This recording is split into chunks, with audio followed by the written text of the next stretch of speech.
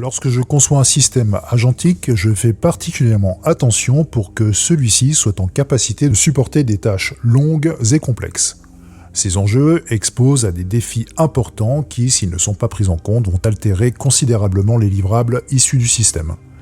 Ces défis sont concentrés sur 3 risques en particulier: la taille et la qualité du contexte, les choix de modèles et enfin la dérive qualitative occasionnée par des traitements longs. En guise de contre-mesure, j'ai recours à des approches variées et complémentaires et je voudrais, lors de cet opus, en partager une en particulier qui fait aujourd'hui grand bruit dans la Silicon Valley. Mais avant d'entrer dans les détails techniques, je voudrais partager avec vous une vision rendue possible grâce à l'IA agentique. Imaginez un écosystème qui vous accompagne dans chacune de vos actions professionnelles. Un environnement auquel vous déléguez l'opérationnel, qui agit avec le niveau d'autonomie que vous lui accordez et qui reste 100% souverain. Un système qui optimise vos coûts de fonctionnement, qui s'auto-améliore, qui grandit et capitalise sur chacune de vos interactions. Ce système n'est pas un logiciel, c'est votre nouveau majordome numérique. Faute de trouver un équivalent satisfaisant sur le marché, j'ai fini par concevoir ce harnais moi-même.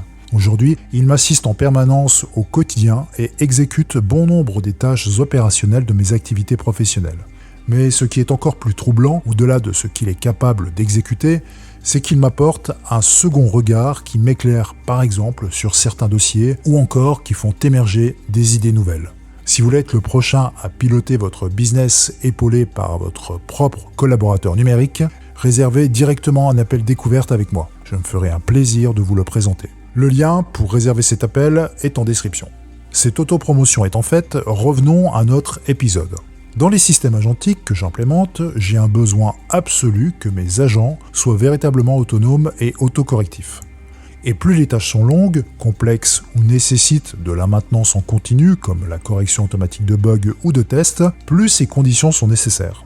Pourtant, personne sur YouTube ne vous parlera de ce que je vais vous présenter aujourd'hui, car ces conditions ne s'obtiennent pas grâce à des prompts magiques. Tout tient ici dans l'architecture et les systèmes, et c'est ceci que nous aborderons dans cet opus. Je vais à présent vous montrer comment utiliser correctement des boucles autocorrectives à forte valeur. A priori, leur mise en place est assez facile, mais comme le diable se cache dans les détails, il ne faudrait pas passer à côté des éléments qui les font réellement fonctionner. Tout d'abord, sachez qu'il existe 2 types de boucles, qu'il y a une configuration spécifique à l'intérieur de chacune d'elles et que bien sûr, personne n'applique. Une fois que je vous aurai montré tout ça, votre façon d'envisager la création avec des agents changera complètement. À la fin de cet opus, vous comprendrez exactement de quoi il s'agit et vous serez en capacité de le mettre en œuvre dans votre harnais, et même, si vous le souhaitez, dans Cloud Code. Et cerise sur le gâteau, sans que vous n'ayez plus du tout à intervenir. Commençons tout d'abord par présenter le postulat de base et l'objectif à atteindre. Pour faire simple, l'idée générale repose sur le fait que vous cessez d'être la personne qui pilote l'agent et vous laissez, à la place, l'agent se piloter lui-même. Alors tout ça c'est bien joli, mais il faut toutefois bien comprendre ce en quoi c'est un changement assez fondamental. Et pour ce faire, vous devez comparer cette approche à ce qui existait auparavant. Beaucoup de petits gourous de l'IA ont porté au nu l'ingénierie des prompts comme une compétence incontournable, car c'était le seul moyen identifié pour interagir avec l'IA. Toute notre attention se portait alors sur la rédaction de la bonne série d'instructions pour piloter correctement l'agent de codage. Pourtant, ce que nous allons voir aujourd'hui, c'est une inversion de cette logique en recourant à ce que l'on appelle l'ingénierie des boucles. Le principe est sur le papier assez simple. Au lieu de rédiger vous-même le prompt, vous concevez le système qui va générer dynamiquement les demandes à votre place et piloter l'agent de manière autonome. Ainsi, l'attention se déplace de la rédaction d'instructions vers la conception de systèmes qui s'exécutent d'eux-mêmes. Et en 2026, si vous cherchez un différenciateur de qualité, croyez-moi qu'il est plus que temps de réduire l'envoi de prompts aux agents de codage pour se concentrer sur la conception de systèmes qui le prend en charge. Ceci étant dit, comment mettre en pratique et implémenter cette façon de procéder ? Avant de vous donner pour cela la méthode à suivre, sachez que la principale limite que vous allez rencontrer est votre capacité à élaborer et mettre en place des systèmes. Des systèmes où vous n'avez plus du tout à vous soucier d'envoyer des prompts à l'agent, vous définissez ce dont vous avez besoin et l'agent fait le reste. Et à titre de comparaison, c'est exactement le parti pris du développement assisté par IA. Alors, c'est parti. En tout premier lieu, vous devez bien intégrer le fait qu'il s'agit d'une boucle. Une boucle est fondamentalement un processus où vous définissez l'objectif final et où l'agent détermine par lui-même les étapes pour l'atteindre. Il s'autocorrige en cours de route et contourne les problèmes jusqu'à atteindre l'objectif que vous avez fixé. Il y a quelques mois encore, avant que les modèles ne deviennent suffisamment capables de mener à bien des tâches longues, ce n'était pas vraiment possible. Si vous deviez construire une application, vous envoyiez un prompt à l'agent, surveilliez ce qu'il faisait, vérifiez vous-même le résultat, trouviez les problèmes et renvoyiez un prompt pour les corriger. Comme vous n'aviez pas de boucle autonome, alors la boucle, c'était vous. Vous étiez celui qui effectuait la vérification des erreurs et la correction de la trajectoire entre chaque étape. C'est ainsi que se présente encore le développement et l'usage de l'IA pour la plupart des gens. Et c'est bien de cela que je vais vous débarrasser. Cela peut sembler être un concept totalement nouveau pour ceux qui ne sont pas familiers avec le développement informatique, mais les boucles existent en réalité depuis un certain temps. D'une certaine manière, à une échelle macro, les tâches cron peuvent être comparées à des boucles car elles sont conçues pour s'exécuter de manière répétée et automatique, et sans que vous ayez à les déclencher à chaque fois. Pour cet exemple, il y a toutefois une différence puisqu'une tâche cron s'exécute uniquement à une heure fixe, ce qui n'est pas une obligation dans les boucles que nous allons voir. Avec l'implémentation des boucles, la performance de votre agent sur une tâche dépend de la qualité avec laquelle vous définissez l'objectif final. Pour certains d'entre vous, ce processus ressemblera beaucoup à de l'apprentissage par renforcement. Si vous ne connaissez pas ce concept, sachez que l'apprentissage par renforcement est fondamentalement une méthode d'entraînement d'un modèle où vous ne lui montrez pas les bonnes réponses. Au lieu de cela, vous lui indiquez simplement quand il a bien agi et quand il a échoué. Et il comprend progressivement comment s'améliorer par lui-même. Le modèle trouve le bon chemin en essayant différentes choses. Il reçoit un signal positif lorsqu'il va dans la bonne direction et un signal négatif dans le cas contraire. La même idée s'applique ici, sauf que ce n'est pas le modèle lui-même qui est entraîné, et au lieu de cela, c'est l'agent qui travaille à l'accomplissement de la tâche que vous souhaitez voir réalisée. Il itère de la même manière qu'un modèle s'améliorant pendant un entraînement. S'il échoue dans la boucle que vous avez mise en place, l'agent ne marque pas la tâche comme terminée, il réessaie, continue et s'autocorrige jusqu'à atteindre l'objectif que vous avez fixé. Maintenant, après avoir entendu tout cela, vous pourriez vous demander ce qu'il vous reste réellement à faire si tout devient autonome. Alors, il faut comprendre qu'en 2026, avec l'IA, votre valeur se déplace et votre rôle ne consiste plus à faire, mais repose sur les choix que vous allez initier grâce à votre connaissance sur un domaine et à votre expérience. Alors, n'oubliez pas qu'en tout premier lieu, c'est toute votre singularité qui va définir l'objectif final. Et cela va finir par se refléter dans tout ce que vous allez construire et publier. C'est exactement pour cette raison que la tendance vers les boucles autonomes ne fait que s'accélérer. Et cela se voit dans chaque nouvelle fonctionnalité qui sort actuellement. Aujourd'hui, une architecture agentique correctement conçue performe d'autant mieux que les tâches qui lui sont demandées sont longues et complexes, ce qui est fondamentalement l'inverse de la façon dont les modèles fonctionnaient auparavant. Ce changement a vraiment commencé il y a quelques mois en arrière, et les harnais de dernière génération mettent désormais l'accent sur la préparation de l'objectif et ou du projet pour qu'il s'exécute sur le long terme. Il y a donc un déplacement qui s'opère dans lequel la délégation est de plus en plus assumée et les limites repoussées, le tout en minimisant les niveaux d'intervention. Mais attention, la boucle n'est pas la seule chose qui compte. Vous devez également structurer votre projet et vos données de manière à ce que l'agent puisse travailler seul pendant une longue période sans que vous ayez à intervenir. Aujourd'hui, nous sommes en capacité de construire des systèmes conçus exactement pour ce type de configuration. La boucle de rétroaction, par exemple, est couramment utilisée comme méthode d'apprentissage. Une boucle de rétroaction en IA est un système dans lequel les sorties du modèle sont évaluées et réintroduites sous forme de nouvelles entrées, permettant ainsi un apprentissage continu et un raffinement du modèle.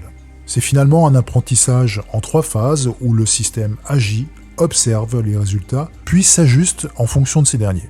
Le fonctionnement est similaire pour les agents. On définit l'objectif final et on s'assure que l'agent ne puisse pas s'en écarter. On y parvient d'ailleurs grâce à des scripts s'exécutant automatiquement lorsqu'un événement spécifique se produit, ce qu'on appelle dans le jargon des hooks. De cette façon, le script empêche strictement l'agent de marquer une tâche comme terminée à moins qu'il n'ait réellement rempli la condition. Mais le problème avec ces hooks, c'est qu'ils sont sacrément rigides. L'idéal serait donc de conserver les avantages du hook tout en ayant plus de flexibilité. Pour cela, et au lieu d'une vérification codée en dur, nous allouons à d'autres agents et à d'autres modèles la partie de la validation, et ce, via l'intermédiaire des définitions explicites de la réussite. Il y a peu, Claude a intégré nativement cette approche avec sa propre commande Goal. Mais pour l'avoir testé, ce n'est pas suffisant car il n'exploite pas le terrain tripartite nécessaire pour un livrable de haute qualité. J'ai donc opté pour un triptyque qui couvre plusieurs niveaux. En premier, la capacité d'obtenir une définition de l'objectif qualitatif. Pour cela, un agent d'onboarding dédié est sollicité pour auditer la clarification. C'est l'étape qui permet d'obtenir clairement les critères d'acceptation, le DOD, Definition of Done, pour les habitués de la méthode Scrum. Avec cela, vous mettez en place l'infrastructure qui force l'agent à itérer jusqu'à ce que ces critères soient pleinement satisfaits. Ensuite, une équipe d'agents dédiés à la vérification et au jugement a plusieurs niveaux de complexité. Ils jouent le rôle de vérificateurs et doivent être aussi déterministes que possible. Alors, petit conseil, préférez un test unitaire ou un script de niveau 1 ou 2 plutôt qu'un deuxième LLM de niveau 3 pour la vérification, car un script ne s'invente pas de succès contrairement à un LLM qui peut halluciner que le code est bon. Enfin, le troisième élément est un agent orchestrateur de la boucle qui va tenir le rôle de contrôleur. Ce système permet d'externaliser la validation et la décision de savoir si la tâche est réellement terminée. Le principe est toujours de faire en sorte que l'agent suive ses progrès dans des fichiers locaux et définisse exactement à quoi ressemble l'achèvement avant même de commencer, afin qu'il sache toujours vers quoi il travaille. Dès le moment où cette implémentation est dans votre système, vous pouvez, si vous le souhaitez, vous retirer complètement de l'équation et laisser l'agent tout gérer par lui-même.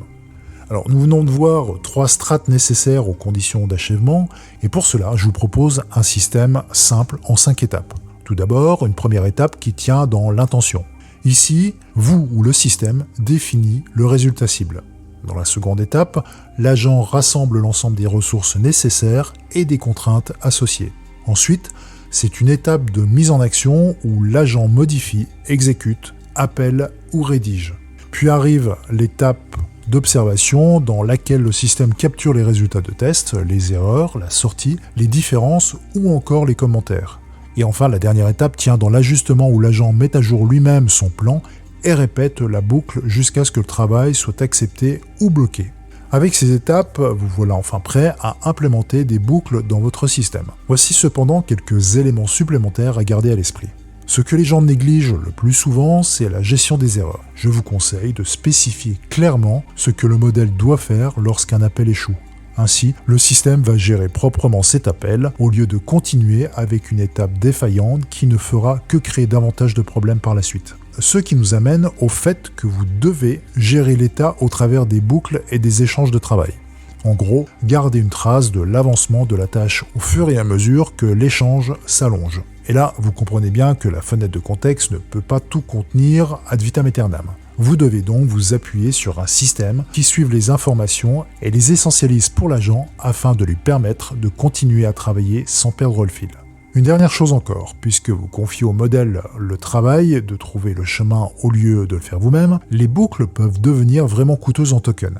Vous devez donc maîtriser le moment où vous allez les exécuter concrètement et une fois de plus recourir à un système d'optimisation des coûts. Là encore, si le coût en token est un sujet pour vous, échangeons ensemble car c'est un sujet qui est déjà traité dans mes systèmes. Comme nous l'avons mentionné un peu plus tôt dans cet épisode, il existe 2 types de boucles. La première est une boucle déterministe qui est utilisée pour des tâches qui ont une définition claire de ce à quoi ressemble l'achèvement. Cela peut être des tests qui réussissent, un code qui se compile avec succès ou toute autre chose de ce genre. Ces boucles sont assez simples à viser car l'objectif est finalement tout à fait clair. Ainsi, le modèle sait exactement ce qu'il doit faire avant de pouvoir déclarer la tâche terminée. Par exemple, vous pouvez diriger certains agents vers n'importe quelle tâche de surveillance. Mais il existe également un deuxième type de boucle, qui est non déterministe, qui sont en fait des tâches pour lesquelles vous ne pouvez pas simplement définir une règle claire pour vérifier si le travail est terminé, comme on le retrouve au travers des boucles déterministes. De fait, il n'y a pas de moyen propre de vérifier le résultat. Ce sont le genre de choses que nous, en tant qu'humains, pouvons regarder et juger par nous-mêmes, comme par exemple la construction d'une interface utilisateur ou la mise en œuvre d'une fonctionnalité qui nécessite un jugement. Ainsi, lorsque vous travaillez avec une boucle non déterministe, le flux de travail est différent. Dans ce cas de figure, vous devez compter sur un système s'auto-améliorant et auto-évolutif, s'appuyant sur les feedbacks retenus après chaque résultat et intervention.